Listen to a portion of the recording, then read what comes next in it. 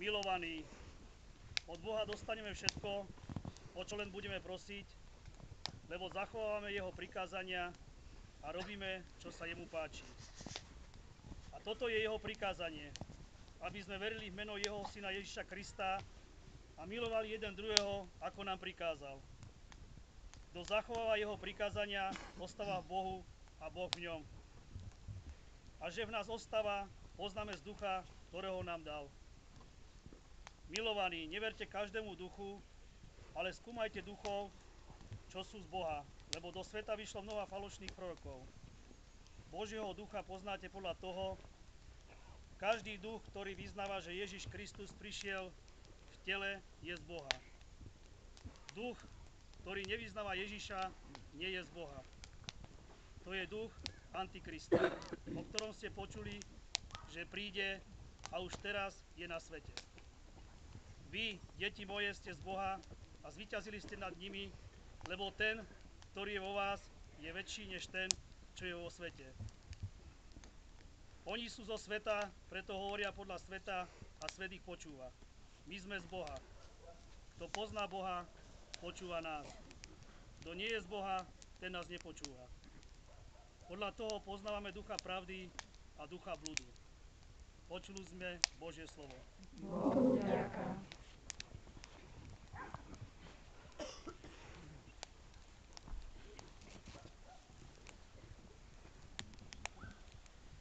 Otec dal synovi kráľovstvo všetkých národov. Otec dal synovi kráľovstvo všetkých národov. Zvestujem Pánovo rozhodnutie, Pán mi povedal, ty si môj syn, ja som ťa dnes plodil. Žiadaj si odo mňa a dám ti do dedičstva národy a do vlastníctva celú zem. Otec dal synovi kráľovstvo všetkých národov. Pochopte, dajte si povedať pozemskí vladári, páži slúžte Pánovi a schválením sa mu kláňajte. Otec dal synovi kráľovstvo všetkých národov. Aleluja, aleluja, aleluja. Aleluja, aleluja, aleluja. A uzdravoval každú chorobu medzi ľudom. Aleluja, aleluja, aleluja. Pán s vami. I s duchom tvojim. Čítanie zo svätého Evanjelia podľa Matúša. Sláva tebe, Pane. Keď sa Ježiš dopočul, že Jána uväznili, odobral sa do Galilei, opustil Nazaret a prišiel bývať do pobrežného mesta Kafarnaum v končinách Zabulon a Neftali, aby sa splnilo, čo povedal prorok Izaiáš. Krajina Zabulóna, krajina Neftali, na ceste k moru za Jordánom, Galilea pohanov. Ľud bývajúci v temnotách uvidel veľké svetlo. Svetlo zažiarilo tým, čo sedeli v temnom kraji smrti. Od tej chvíle začal Ježiš hlásať, robte pokánie, lebo sa priblížilo nebeské kráľovstvo. A Ježiš chodil po celej Galilei, učil v ich synagógach, hlásal evanjelium o kráľovstve a uzdravoval každý neduch a každú chorobu medzi ľudom. Povesť o ňom sa rozniesla po celej Sýrii. Prinášali k nemu všetkých chorých, postihnutých rozličnými neduhmi a trápením, posadnutých zlými duchmi, námesačníkov a ochrnutých, a on ich uzdravoval. A šli za ním veľké zástupy z Galilei a Dekapola, z Jeruzalema, Júdei a za Jordánska. Počuli sme slovo Pánovo. Sláva tebe, Kriste.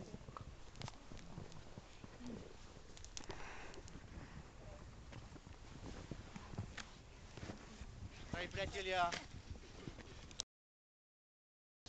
začali sme prežívať rok 2012. A možno som to aj spomínal pri svätých omšiach, že sú také rôzne, ďalšieho ministranta,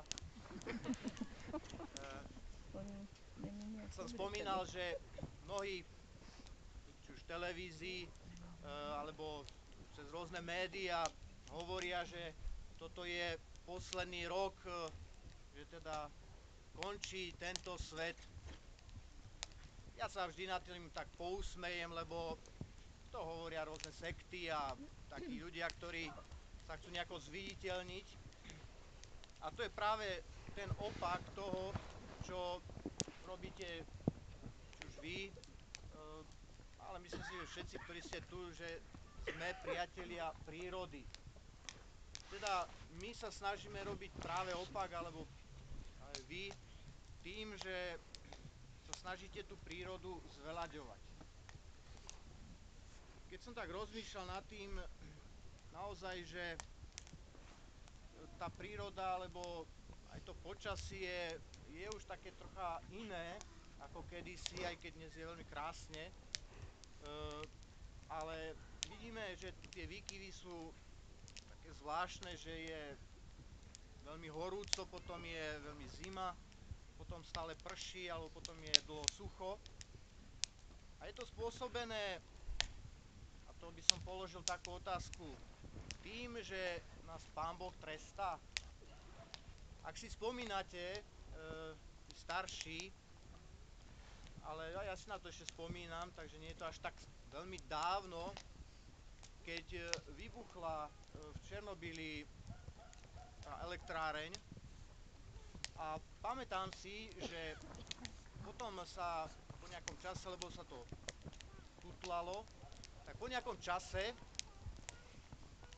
na východe sa rodili deti, ktoré boli postihnuté rôznym spôsobom. No a ako to už tak býva, aby sa neurazil, tak tie babky už teraz, to Pán Božko ich potrestal. Potom vyšlo najavo, že nie Pán Božko ich potrestal, ale práve zákroky ľudí a ničenie tohto sveta, môžeme povedať aj prírody, spôsobili, že sa rodili takéto deti. Hovorím len jeden príklad. Možno by som spomenul aj to, že aj keď toto sme si povedali, že to bude také posvätné miesto pre každého, či sú to veriaci, alebo menej veriaci, alebo neveriaci, že každý tu môže nájsť takú oázu pokoja, ale tiež keď vidíme, teraz je to zapadnuté snehom, ale keď sme tu boli aj v lete, tak sme videli, aké to tu bolo rozorané, zničené. A často vidíme aj to, že sa nám strácajú stromy, sa celé hory pred očami a neraz, bohužiaľ, niekedy len tak krútime hlavami alebo sklopíme zrak pred takýmto ničením prírody. A preto tá príroda sa niekedy búri. Príroda, tak ako každý z nás, jednoducho slabne. Keď sme chorí, tak jednoducho nevládzeme. A snažíme sa nejakým spôsobom pozviechať, ale vieme, že sa to niekedy nedá a potrebujeme pomoc tých druhých. Preto by som chcel aj pri tejto príležitosti poďakovať vám za to, čo robíte, ale pozvať každého, aj mňa, seba, aby sme pomohli tej prírode práve tým, lebo naozaj, by ste to vedeli lepšie povedať, že ako keby nevládala. Teda nerozmýšľajme nad tým, že kedy bude koniec sveta, ale nad tým, ako tento svet zveladiť. A práve jedna z týchto vecí je, že budeme sa snažiť tú prírodu chrániť. A ak chránime prírodu, chránime samých seba. Vieme, že príroda nám dáva kyslík, ale dáva nám aj možnosť zamyslieť sa nad krásou sveta.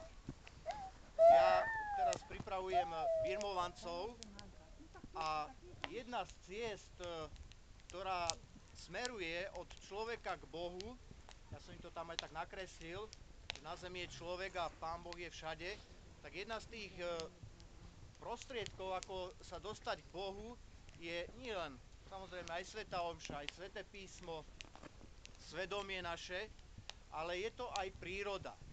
Je to krása prírody. Keď sa pozriete dookola, tak si musíte povedať, že okoľko krajší musí byť Pán Boh, keď je takáto krásna príroda. Bohužiaľ, ak vidíme niečo zničené, tak potom asi ťažko v zničenej prírode nájdeme Pána Boha. A ešte tak spomeniem, teda birmovanci sa ma pýtali, že pán farár, že ja som tiež to spomínal, ale pán farár, že keď vidíte peknú ženu, že čo si pomyslíte? Tak ja som hneď pohotovo odpovedal, tak keď vidím peknú ženu, tak si poviem, že o koľko krajší musí byť Pán Boh. Takže aj toto je to, že naozaj, keď vidíme takúto krásnu prírodu, naozaj uvedome si, o koľko krajší musí byť Boh. Teda chcem spoločne vás pozvať k tomu, aby sme naozaj vytvárali atmosféru lásky, lebo len láska k ľuďom, ale samozrejme láska k prírode, láska k Bohu nás môže posunúť do ďalšieho roka 2013, 2014 a tak ďalej.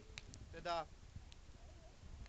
nezatvárajme oči pred zlom, ktoré sa niekedy robí a ani nenadávajme, skôr sa snažme jeden druhého povzbudiť a navzájom si pomáhať a pomáhať aj prírode. Nech teda táto svätá omša je obetovaná, je aj poďakovaním za všetkých, ktorí sa snažia prírodu zveľaďovať, ktorí sa snažia prírodu skrášľovať, zachraňovať a prajem všetkým vám, aby ste aj možno dnešný deň, ale aj v iných dňoch, keď budete chodiť po lese, po prírode, či už tu alebo inde, aby ste tam nachádzali nášho milosrdného, láskavého Boha. Amen.